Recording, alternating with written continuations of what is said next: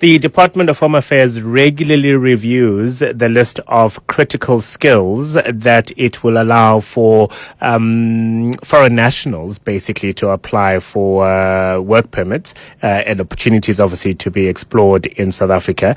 And it's a way of government ensuring that a foreign national does not take a job in South Africa that would very much be suitable for a South African. Xpatweb is a company that was engaged by the Department of Higher Education and Training to help come up with this critical skills survey, which form part of the latest preliminary list, which has now been submitted to the Department of Home Affairs. Joining me on the line is the Managing Director of Xpatweb. That's Marisa Jacobs. Marisa, very good morning. Welcome to the show. Good morning, Africa. Thank you. I suppose let's start by asking how the critical skills survey gets conducted and how regularly. Sure. So the critical skills survey is in its fifth year running now. It gets conducted annually by Xpatweb, and it's a survey among multinationals and large employers in South Africa to determine what are the skills that they most struggle to recruit locally, and would an international search help them to find those skills and bring them into the country. And what are some of the headlines, Marisa? What skill set has been included, which is going to be most notable, and what skill set has been excluded? And I ask this question noting very much that this is a preliminary list and that there will be a public participation process that might very well change the shape of this list, if you like, by the time it is finalized. Yeah, of course. So based on the survey, the top skills that come up, and this is not new this year, it's the same skills that we see popping up year on year, and it includes engineers, of course with the Fifth Industrial Revolution, ICT specialists are top amongst the skills that are difficult to recruit. C-suite executives and most specifically senior financial executives pop up. Healthcare professionals, which most notably include nurses. And so this means that the demand outweighs the supply of these skills in the country at the moment, and to supplement the skill sets that we have, it is necessary for employers to look at foreign nationals and recruit internationally to bring them in. And this is a trend that we see worldwide. The UK, America, Australia, they all struggle with the same skills, and we in fact compete with them to recruit and for these very sought after skills. And what skills have been excluded?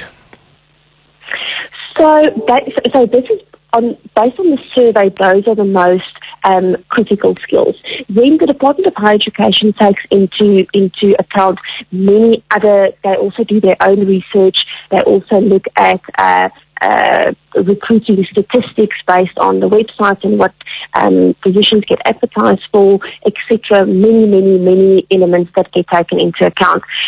So some of those skills that they have most notably excluded from the proposed list to the Department of Home Affairs for the new critical skills is corporate general managers. So that would impact those C-suite executive skills. That's normally the category under which they get brought in.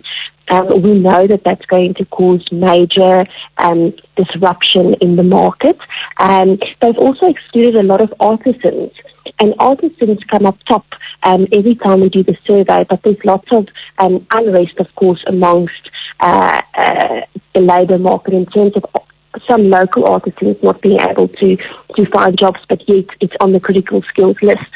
And that we have found with our interactions with the Department of Higher Education and Home Affairs, that it's project-specific artisan skills that they're looking for when we conduct the survey. So that would be for a specific project where they're looking for someone who's worked on a similar project before, which is a project that we haven't had in South Africa, and therefore they need to bring in a certain group of artisans to work on the project with those specialist skills, as while transferring skills to locals as well to upskill them. What happens next, Marisa? The Department of Higher Education, of course, has taken your list and a list that they've put together as well, submitted that list to the Department of Home Affairs. I imagine the department then needs to review it, possibly take it to the Portfolio Committee on Home Affairs in Parliament, publish it for public participation.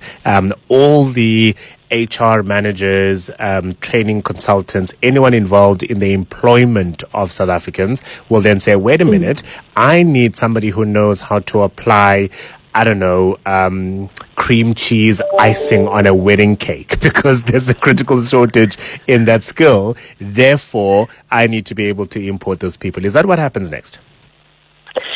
That's a perfect summary. It's exactly that. The department, the ball is now in the Department of Home Affairs' court.